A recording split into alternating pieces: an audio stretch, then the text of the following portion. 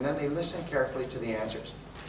There's some interesting psychological work that says that when you listen intensely to a person when they're talking, their self-esteem goes up, their blood pressure goes up, their galvanic skin response increases. They actually experience physical and emotional changes when they're intensely listened to by a professional person like yourself.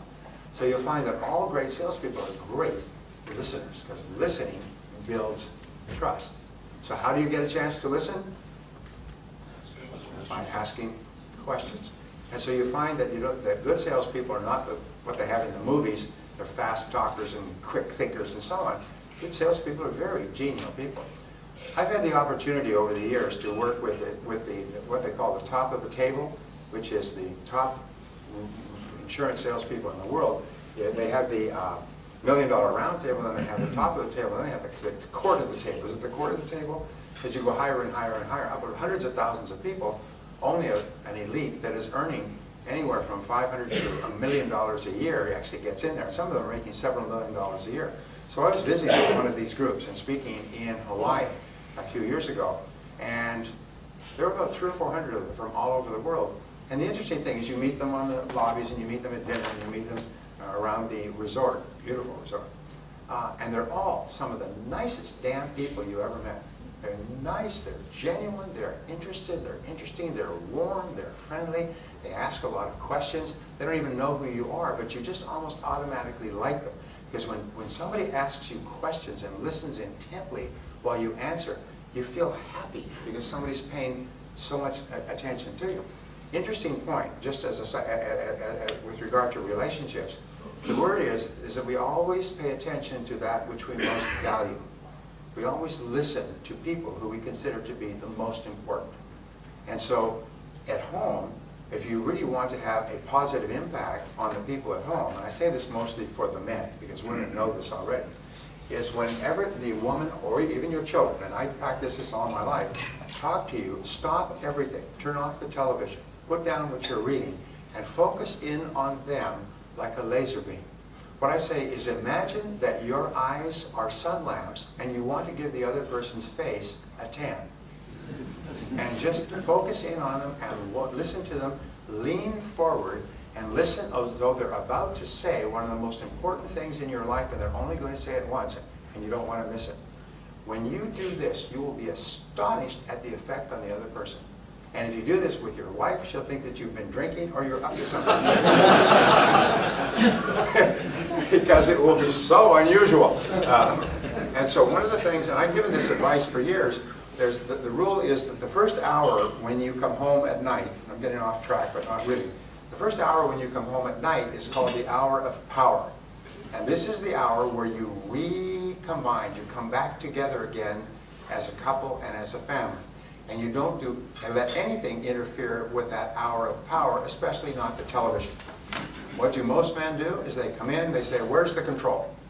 And they turn on the television and they go through the mail and they sit down and they watch television and they read the newspaper simultaneously. No, from now on, and I've had men come back to me and say, you cannot. It was astonishing. My wife took a week to get over it. They would come home and instead of talking, and men believe that their day has been the most fascinating period of time since Jesus walked the earth. And so they come home and they love to talk and talk about every detail of their day. And women are wonderful. They listen and they nod and they do their grocery lists and think about other things and appear to be paying attention to you. But if you ask a woman when you come home, she'll say, well, how was your day? And if you're not careful, you will launch into it for an hour. I was reading something from a comedian in Hollywood. She said, I love going to my shrink, she said, my psychiatrist. I could sit there and talk for an hour uninterrupted, just like a man on a first date. But it's also just like a man when he comes home from work. He can talk for an hour uninterrupted, unless he wants to go and watch television. Television will interrupt. So the next time you go home, try this, is when she says, how was your day? You say, pretty good. How was your day? And you ask her about her day. Now, she'll be so shocked. She'll say, well, it was fine. What did you do? She'll try to turn it around on you. You say, no, tell me what you did. What did you do starting this morning? What was the first thing you did when you went to work? And then you just keep asking her questions about her day, First of all, you'll find that her day was as interesting or more interesting than yours. Second of all, she'll be astonished. Third of all, women's greatest need is for attention, respect, and affection from the man in their life. And when you give her undivided attention and affection and respect, it will have such an enormously warming effect on her, it'll make her very, very happy. And when you do that to your children, it'll cause your children to feel wonderful about themselves and about you as a parent. These are just a couple of little things to throw out there. Ladies, how am I doing? Right on. All right. I've been well trained. So it's the same thing in working with customers. You know, there's this wonderful little line, is be kind. Everybody you meet is walking a rough road or is facing a difficult path. Everybody you meet's got problems and difficulties. There's nothing that makes a prospective customer feel happier than for you to be pleasant and positive and ask them questions and lean forward and listen to their answers. Listen to them and make them feel valuable and important. And what happens is the more valuable and important you can make that person feel, the faster all their defensiveness just drops, like shields, they just drop. And they start to like you and be open to you, and they're almost ready to buy your product or service long before you even mention what it is. Sometimes if you're really good at this, the customer at a certain point will say, by the way, what do you sell? Because I'd like to buy some. And you find that selling this way is so much easier. There's no stress on your part, there's no stress on the customer's part. So that's phase two. First of all, separate prospects from suspects. You don't want to build an intimate relationship with someone who can never buy. Second of all, build rapport and trust. And Shakespeare said, make haste slowly.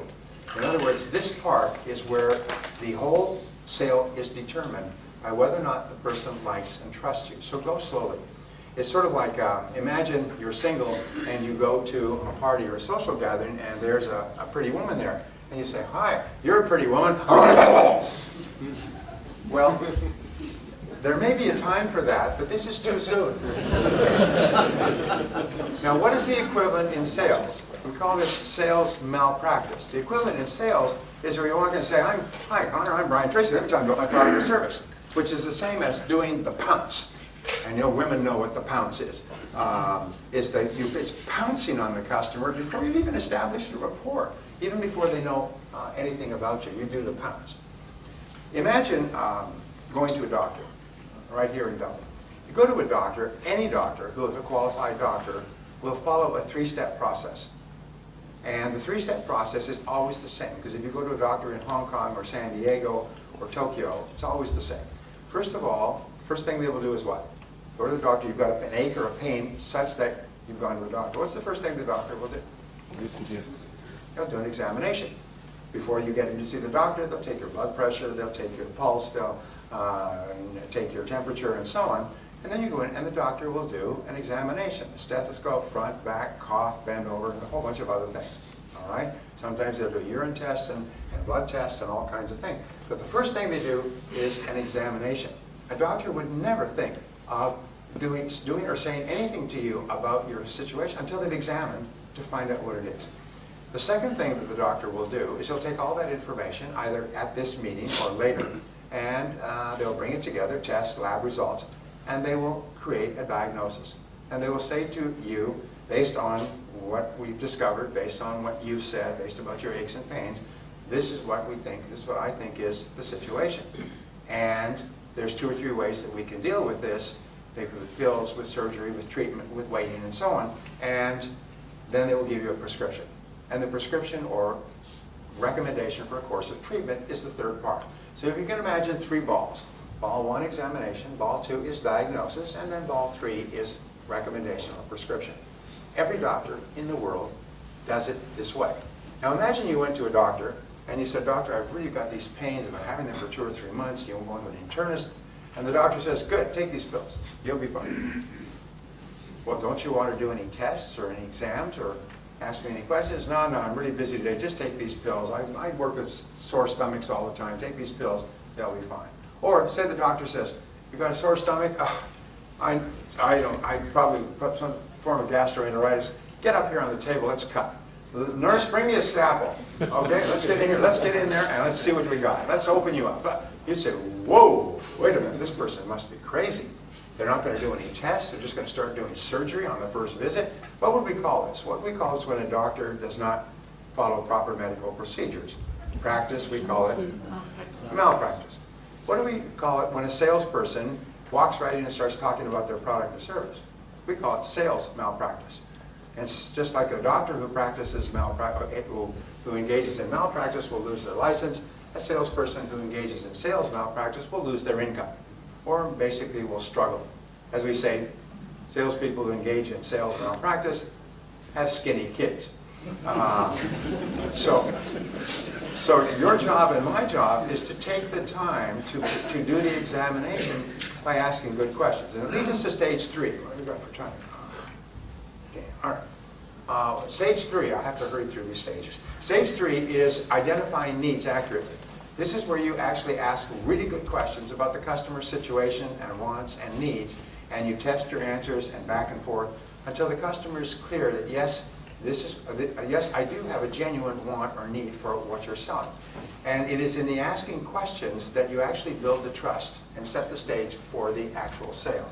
If you don't ask enough questions and you start to make recommendations, you still have not mentioned your product or service, by the way. Yes, you have separated the prospect or suspect by checking what they need. You have built rapport and trust and credibility. You're now asking questions and focusing in on the customer. The customer must feel that you are like a consultant, an advisor, a helper. You're not trying to sell, you're trying to help. Just like when you go to a doctor and the doctor does tests and asks you questions, they're not trying to sell their services, they're trying to help you. And once you get this feeling, this person's not trying to sell me something, they're trying to help me improve my life and work, it changes completely. At the end of this questioning process, the customer should be crystal clear, yes, I really do need what you're selling. Sometimes when people say, I'm not interested, it's because they're not clear that they actually need what you're selling. And your job is to say, oh, I didn't think you'd be interested. This is one of the answers we used to use. Say, I'm not interested. I didn't think you'd be interested, that's why I'm calling. Most of our very best clients were not interested when we first spoke to them, and now they've become our best customers and they recommend us to their friends. The fourth stage in selling is the presentation. And the presentation is a logical and orderly sequence where you show the customer how the wants and needs that you have mutually identified can be satisfied with your product or service. Your product or service does not have to be the best or the cheapest. It just has to be the right product for this customer at this time.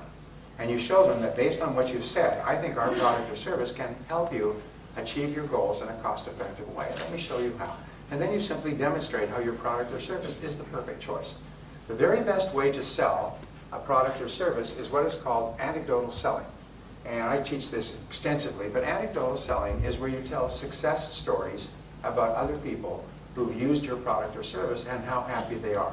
You find that a customer will forget everything you tell about your product or service probably by the next day, or about 80 or 90%. They'll remember the story for years. The primary reason why people buy your product or service is because you told a great story about someone else who was a little bit hesitant, but they bought it and how happy they were afterwards. Sometimes I say, if you're working with a sales group, you should have a customer story meeting where everybody is responsible for bringing their best story. And they share the best story of their happiest customer. And here's the point, it doesn't have to be your customer. It just has to be a customer of your product. And some of the best companies will share stories from throughout the country. And a person will say, let me tell you about one of our customers down in County Cork. And he had this situation, or she had this situation, and they used this, and this is what they said 2 months afterwards. And you tell the story. If you can get them to write a testimonial that says, this is what happened to me, I was really skeptical, I was nervous about the price, but I decided to go ahead. Oh, I'm so glad I did, because this is what's happened to me since. One good story can make you rich. I've worked with people who've gotten into the $1 Million Round Table, past $1 million a year in straight commission income with a single great story, which they wait, and then they use at exactly the right time. And the story just demolishes all sales resistance. So think about saying, when you're making a presentation, think about stories. And share stories. If you have good stories, share them with others. So if there's 5 or 6 of you, each of you has 5 or 6 great stories that you can use. There's nothing more powerful than stories in a sales presentation, because that is how people think. People decide based on the right brain. All decision making is made in the right brain, and the right brain is activated with stories and pictures. And when you tell a story, what happens is people start to see themselves as the primary actor in the story. Here's an interesting discovery. I keep making discoveries in this field. It is that a person cannot buy your product or service until they can mentally see themselves using it. If you are thinking of buying a new car and you go to a car lot, what's the very first thing that they do? They get you into the car and drive you. Why? It's because they know that it's not possible for you to drive a car buy a car, standing there looking at it. They want to get you in it and feeling it and shifting the gears and smelling it and adjusting it. And they always take you on a particular route around these corners and everything else so that you get the feeling of the wheels. You know what I'm talking about? And so what happens is when you come back, you have a mental picture of what it would be like to own this car. Same thing if you're thinking of buying a home. They take you through every single room. They tell you how the kids could be here and you'd be here and you put the television here. But what they're trying to do is give you a mental picture. So when you go home, you have a picture of what it would look like. If you go to buy clothes, you'll find you buy clothes. What do they have all over the showing room? Mirrors, so that you can see what you would look like if you bought the clothes. So it's the same thing when you are selling a product or service. One of the most powerful sets of words you can use is just imagine. Just imagine if you were using this, or just imagine having this, or here's another thing you can say, it's called talking past the sale. When you are using this service, you will find that it does this. And when you use this service, you will find that you will get this. Or when you're using this product, you'll find you'll get this result. What you're doing is you're creating a mental picture in the customer's mind of how they will be after the sale. Remember, almost 100% of the decision to buy is determined by how the customer thinks he or she will feel after the sale. So always talk about how you will be after the sale. What it will do for you, the change or improvement that will take place in your life as a result of using the product or service. Here's the rule, and this is $1 million rule. 95% of your selling should be focused on the outcome, result, or transformation that takes place between where you are and using the product or service. 5% should be on the product, service, company, you, background, history, and everything else. 95% on the transformation. Because nobody cares about how you got there. They only care about what's in it for me. How will I be afterwards? All right? Notice when they sell vacation trips to the south of Spain or to the Canary Islands. They have a beautiful poster. They have this absolutely beautiful beach, warm palm trees, sunshine, clear sky. A couple, supposedly you and your spouse, you're supposed to project into that, walking on this absolutely beautiful beach or basking in this beautiful pool. There never seems to be anybody else around. You go there and half the population of Europe is there. So what you do is you get a visual picture of yourself and your spouse in a beautiful tropical area, quiet, tropical, sunshine, warm, and you get that picture in your mind. Now, you get the picture in your mind of packing your bags and going to the airport and parking your car and going through customs and security and getting on the plane and ordering drinks on the plane in the seat and getting to your room and no, you don't want any of that. All you think about is walking on the beach. All those things are the particulars. And what does travel companies sell? They talk about the trip to the airport and the flights, and they talk about picking you up at the airport and the hotel, and they greet you at the hotel. Nobody cares about that stuff. What we care about is getting onto that damn beach where there's 50 million other people, it turns out. This isn't the beach in the poster. The fifth part of selling is answering objections. And there are no sales without objections. Why is it that people have objections or questions about your product or service offering? Price, details, operations, background, use, utility. Why do they have objections? They're unclear. Well, they're unclear, and also they're trying to reduce risk. Remember, the number one reason that people don't buy from you is perceived risk. Not real risk, because we know that what you sell is a fine product or service, and you stand behind it. We know that. The customer doesn't know that, and the customer's been burnt so many times.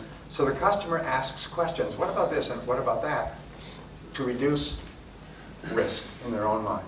To ask questions that someone else might ask, why did you buy that? Well, what about this? And you say, well, I asked them about that, and it's okay because they have guarantees, warranties, service, follow-up, backup, and so on. So reducing the perception of risk is really important. And so people ask questions. Can I get it cheaper somewhere else? Most salespeople have what is called price neurosis, about 2/3 of salespeople. That means they think that price is everything. Even, especially here in Ireland, where we are a little bit sensitive to price. But they think that price is everything when if you do customer surveys after the purchase, where the customers say, what about the price, price, can I get it cheaper, cheaper, cheaper, cheaper? Can I get it cheaper, cheaper, cheaper, cheaper? Can I get it lower, lower, lower? I can't afford it, can't afford it, can't afford it. Customers get the feeling that price is a major issue. If you go back 30 days after the purchase and say, Mr. Prospect, why did you buy this product or service from this company? They say, oh, because I like the color, and I like the size, I like the shape, I like the way it worked, and they had these features and benefits, it could do this, it could do that, and all these things, and it fitted in well with, they say, whoa, what about price? Oh, price is important. I just don't want to overpay, but price is not a reason for buying. I sometimes ask this question. I can prove that price is never the reason for buying anything. Want me to prove it to you? Say yes. Yes. Okay. It's a magic trick, okay?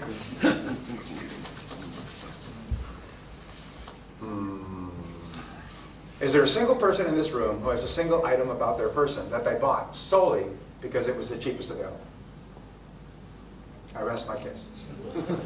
Not a single person here has anything that they bought solely because it was cheap. You're not going to buy clothes because they're cheap, even though they're ugly and ill-fitting. You're not going to buy a pen that doesn't work. You're not going to buy shoes that don't fit because they're cheap or look ugly. In other words, appearance, use, size, comfort, shape, fitting with your wardrobe, all these things have to be solved first, and then you want to get the best price. And what we know is that customers, even in Ireland, do not want the lowest price in most cases. And I'll tell you why. The only reason they want the lowest price is there's no difference between the two items. If the two items have the same respective level of quality, then they'll want the lowest price because there's no difference.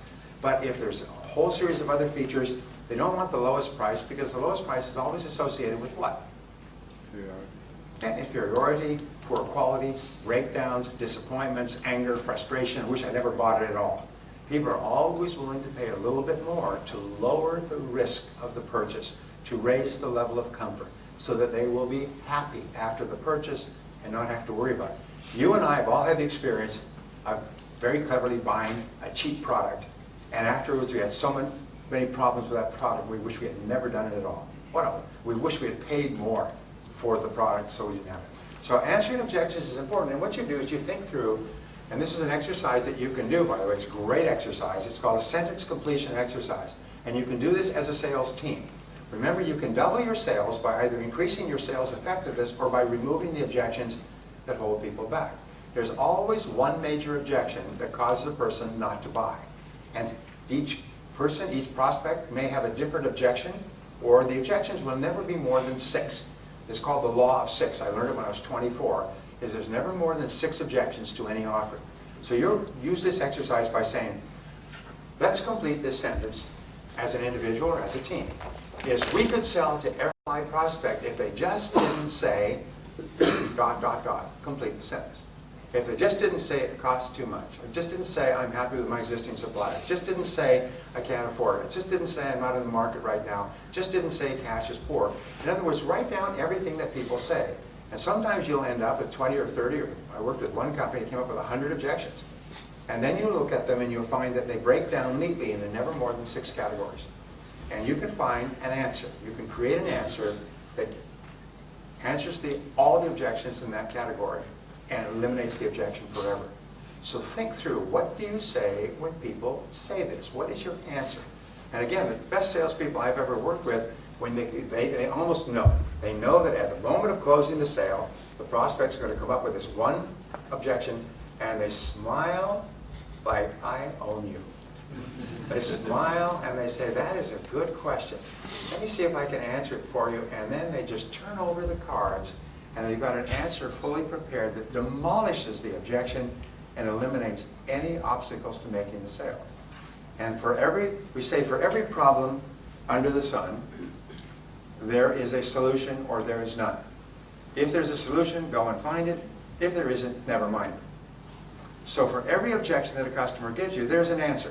If there isn't an answer, if the company is going bankrupt and they're moving the furniture out, the sheriff or the police are there, and the decision maker is being marched off to jail for investment, this is probably an overcomable objection, all right? An unovercomable objection. But in most cases, what people give as an objection is not really a reason not to buy.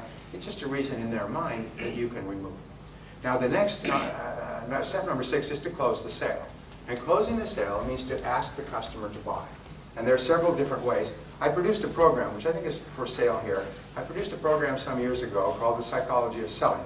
And all over the world, 16 languages other than English, it has taken people from rags to riches. It's made them millionaires and multimillionaires. It's taken them from junior salespeople to owning the company they started to work for. The stories I've heard would bring tears to your eyes. What has happened, because what it does is it tells you about wants and needs and customer objections and 19 different reasons why a customer will object on the basis of price, and how you determine which objection it is and how to answer it, and how to manage your time and your mind and so on. People have used that, including closing techniques. And I've had people say to me, you know, I lost the sale and then I remembered the words and I turned to the customer and asked the closing question and I got the sale. I made thousands of euros with a single sale and I lost the sale, but I remembered the words. When I started off selling, I was terrible. By the way, every master, they say, was once a disaster. Every top salesperson was once terrible. They couldn't feed themselves or their family. Every salesperson in the top 10% started in the bottom 10% and struggled upward. And when I started off, I was terrible. And when it came to closing, I would go into a form of semi-paralysis. My heart would pound, my stomach would churn, my temples would sweat, and the customer would get the feeling that something awful is about to take place here. And the customer would go into a fetal crouch and start to protect and defend themselves, and would be like two scorpions in a bottle. And I'd finally blurt out, well, what do you think? And the customer, that's a lay-down question, the customer would say, well, I think I like to think it over. And I say, oh, great, you think it over. I'll think it over, and we'll think it over, we'll all think it over. We'll all get back together sometime in the future. I go back to the car and say, oh my God, a sale almost took place in there. Geez, that was close. And then I realized the mistake that I made is I didn't know how to ask for a sale. I didn't know how to make a souffle. I may be able to make omelets and make scrambled eggs and pork roast, but I didn't know how to make a souffle. I didn't know how to end the conversation, so I began to study closing techniques intensively, and it transformed my life. And I'm not talking about manipulation or clever, fast talk. I'm just talking about really professional ways that you like what I've shown you so far. Yes. Well, then why don't you give it a try?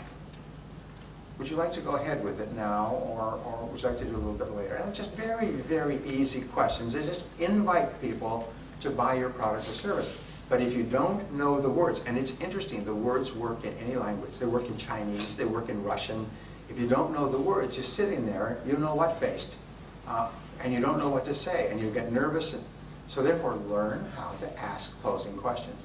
And you'll find that for your product or service, there's one or two ways that work virtually all the time for a qualified prospect. And those are all you have to memorize. You may have to learn a lot, and then you may have to practice quite a bit. Let me ask you a question. When I was young, I started to study languages. I now speak French, German, and Spanish. Some better than others. I've been literally fluent in all 3 languages, but they get rusty if you don't use them a lot. I can speak almost fluent German, which is a hard language to learn. And I speak smatterings of other languages.